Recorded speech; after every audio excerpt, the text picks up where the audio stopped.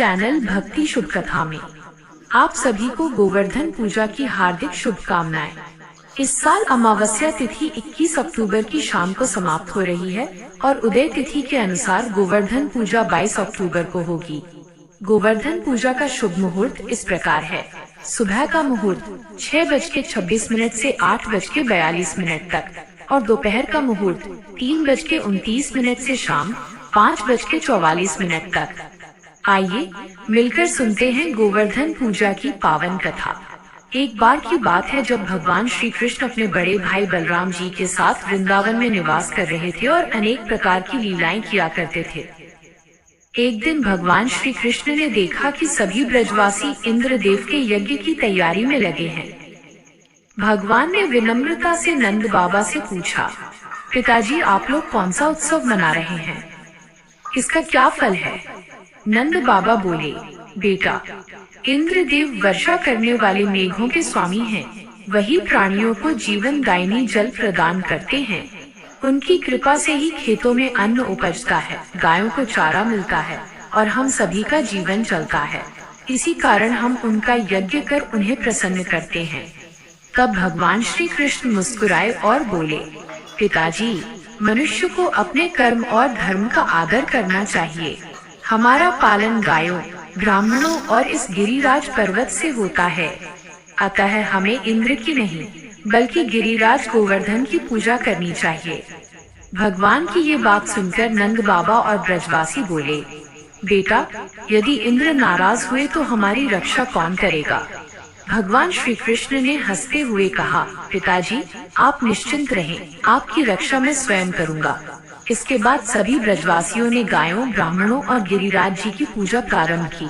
खीर, पूरी, पुए, हलवा, जलेबी, कलाकंद, बालूशाही, मूंग दाल अनेक प्रकार के व्यंजन बनाकर गिरिराज जी को भोग लगाया गया। फिर सबने सुंदर वस्त्र पहने, गहनों से श्रृंगार किया और गौ, ब्राह्मण व गिरिराज जी की परिक्रमा की।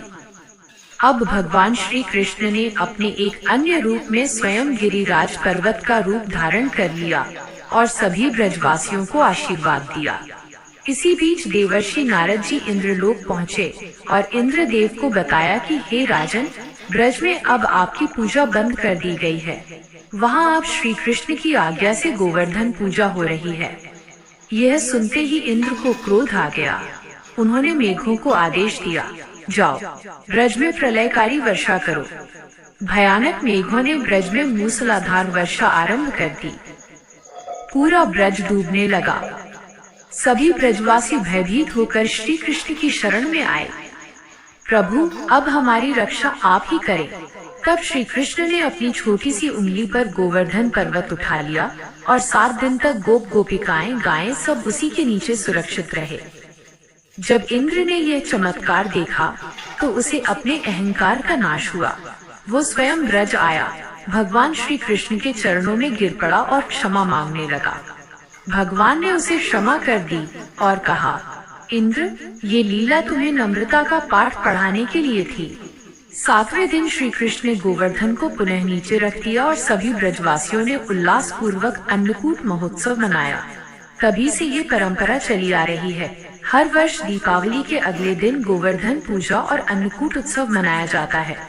गोवर्धन पूजा मंत्र: ओम अन्नपूर्णाय नमः, ओम गोवर्धनाय नमः, ओम गोकुलेश्वराय नमः, ओम नमो गोवर्धनाय नमः, ओम नमो गोवर्धनाय नमः, ओम नमो गोवर्धनाय वंदे जगत प्रभवे। गोवर्धन पूजा के बाद भगवान श्री कृष्ण और गोवर्धन जी की आरती जरूर करें।